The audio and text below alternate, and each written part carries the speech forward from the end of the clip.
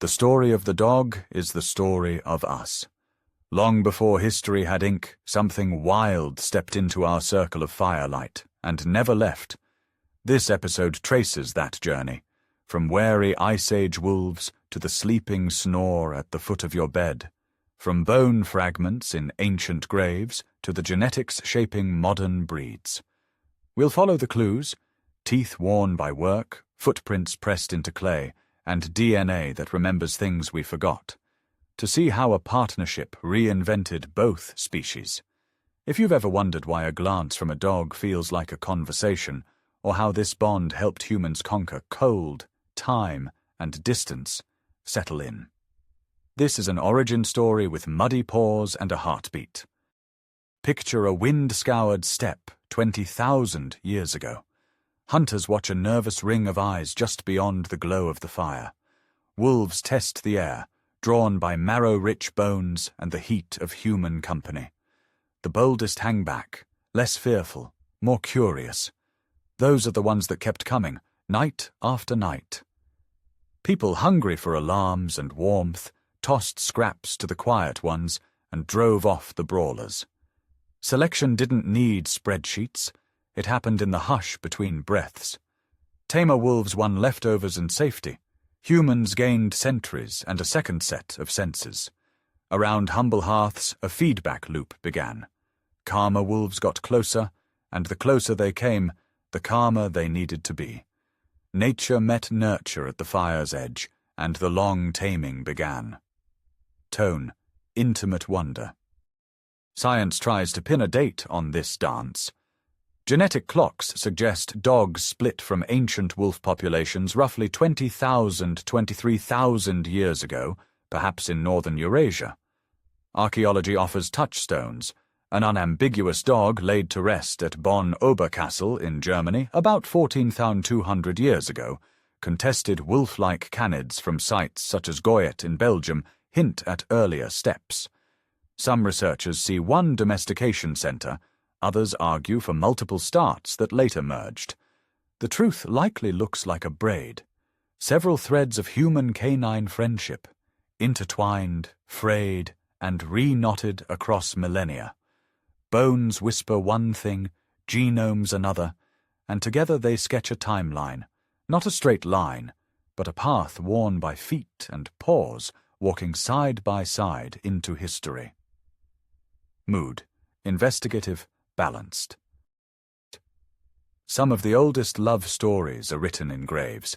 In the Levant, a Natufian burial cradles an elderly woman with a puppy, hand resting gently on its tiny ribs, a 12,000-year-old goodbye that reads like a promise.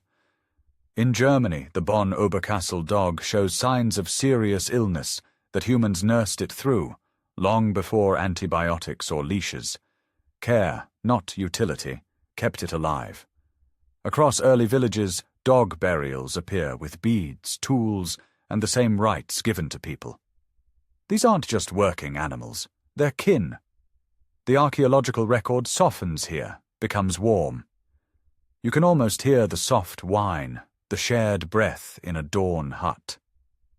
Whatever else dogs were to us, from the beginning they were also this: companions worthy of ceremony. Jobs multiplied as humans explored.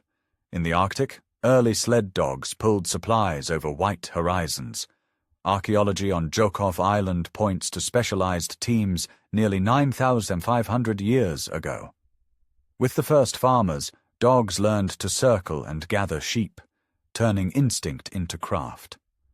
In forests they flushed game. On frontiers they guarded grain. Across Australia, the dingo, arriving thousands of years ago, adapted to deserts and scrub, a canine chapter apart yet entwined with people's rhythms. In the Andes, coastal communities cherished dogs that watched boats and homes. Everywhere we went, dogs found a role: speed on ice, patience in pasture, courage at the door. They were adapters and translators, converting human intention into motion, turning our plans into paths. Domestication reshaped bodies and minds. Compared to wolves, dogs trend smaller, with shorter snouts, varied coats, and features linked to what scientists call domestication syndrome, traits that often follow selection for tameness. Genes involved in stress response and social behavior took center stage. Others adjusted diet. Many dogs carry extra copies of AMY2B, aiding starch digestion as they shadowed farming communities. And then there's the gaze. When a dog looks into our eyes, both species release oxytocin, the bonding hormone, strengthening attention and trust. In experiments, dogs read human gestures, follow pointing, check in when unsure. They grew fluent in us. Over time, we rewired each other. They learned our language of hands and eyebrows. We learned to hear meaning in a tail and a sigh. Tone, enlightened warmth. Civilizations etched dogs into their art and afterlives. In ancient Egypt, jackal-headed Anubis guarded the threshold between worlds. Hunting dogs trotted in painted processions. Mesopotamian reliefs show lean hounds at royal hunts. In Greece and Rome, dogs patrolled courtyards and curled on mosaics. Cave canem, beware the dog, both warning and welcome. In the Americas, the Aztecs revered the Xoloitzcuintli, a hairless companion linked to healing and passage to the afterlife. In the Andes, the Chiribaya dog watched over coastal households. Across temples and kitchens, dogs were guides, guardians, and jokes in the margins, barking at eternity, stealing scraps from history's table. Their roles shifted with gods and empires, but the thread held partnership stitched into daily life. Modernity changed the partnership again. The 19th century catalogued dogs into breeds, kennel clubs, standards, and shows, spurring a creative explosion of shapes and skills. It also narrowed gene pools, bringing beauty and vulnerability into the same ring. Today, genetics can help widen bottlenecks and guard health while honoring purpose. Beyond pedigrees, dogs work new frontiers, search and rescue on fractured mountains, detection roles that safeguard health and conservation, therapy visits that soften sterile rooms.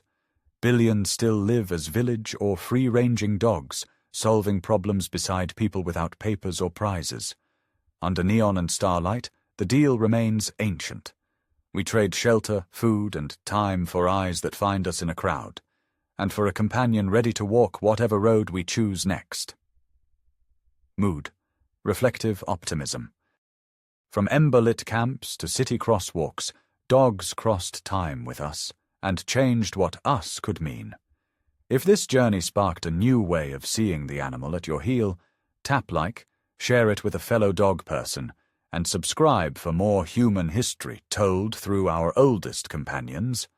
In the comments, tell us your dog's name and the job they've invented for themselves.